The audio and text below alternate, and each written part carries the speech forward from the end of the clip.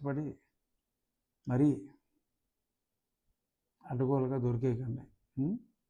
దొరికేసారు ఎలాగో, బట్ మీ అతివాగుడు వలన ఇంకొన్ని ప్రమాదాలు ఇంకొంచెం తొందరగా ముంచుకొస్తాయి. సరే, మీరు ఎంత అతిగా మాట్లాడితే మాకు అంత మంచిది, అంత తొందరగా ఈ కేసు కూడా క్లోజ్ అయ్యే అవకాశం ఉంది. కేవలం సాక్షి చెడ్డ రాతల గురించి క్లారిఫికేషన్ ఇవ్వడం కోసం నేను ఈ ప్రెస్ మీట్ పెట్టడం జరిగింది. తప్పకుండా ఈ కేసు త్వరితగతిన విచారణ జరగాలని, మళ్ళీ రాష్ట్రంలో ఇటువంటి అన్యాయాలు ఎవరికి జరగకుండా చూసుకుంటారని, మరి దీన్ని ఒక కులాల సమస్యగా మార్చే ప్రయత్నం కూడా మరి senior IPS officer Sunil Kumar గారు ప్రయత్నాలు చేస్తున్నట్టుగా నిన్న కొన్ని ట్వీట్ల ద్వారా అర్థమైంది. ఎక్కడ దళితులకు అన్యాయం జరిగినా ఆయన అక్కడ ఉంటాడంట. మరి ఇక్కడ ఈ ట్వీట్ ఎవరికి జరిగిందమ్మా? బహుశా మీకు అన్యాయం జరిగిందని మీరు భావిస్తున్నారా? మీకోసం మీరు అక్కడ ఉంటారా? సరే, ఉండండి, మీకోసం మీరే ఉండండి. ఇప్పుడు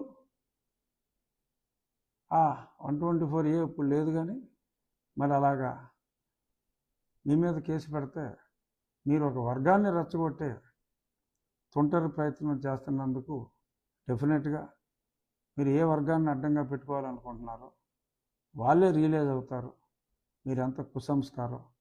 సుధాకర్ గారిని మరి దారుణంగా నిర్బంధించి రోడ్ల మీద చేతులు కట్టి కొట్టినప్పుడు ఏమైపోయాడు ఈ సునీల్ కుమార్? ఎవరి నోట్లోనో మూత్రం పోశారు అక్కడ, ఒక దళితుడి నోట్లో.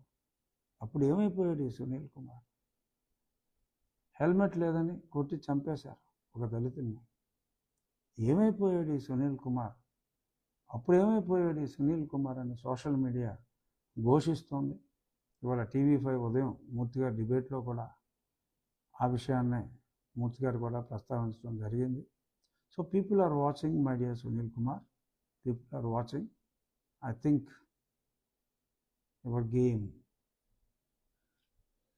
has come to an end. So let us see. తప్పకుండా నిందితుల్ని అరెస్ట్ చేయాలి, కస్టడీలో విచారించి తెలుసుకోవాలి. నేను కూడా నా దగ్గర ఉన్న ఇన్ఫర్మేషన్ అంతా త్వరలో IO గారిని కలుసుకొని ఇన్ఫర్మేషన్ అంతా కూడా ఇస్తాను. Thank you. న్యాయం జరగాలి అని కోరుకుంటున్న నా వెల్ విషర్స్ అందరికీ కూడా నా హృదయపూర్వక నమస్కారం.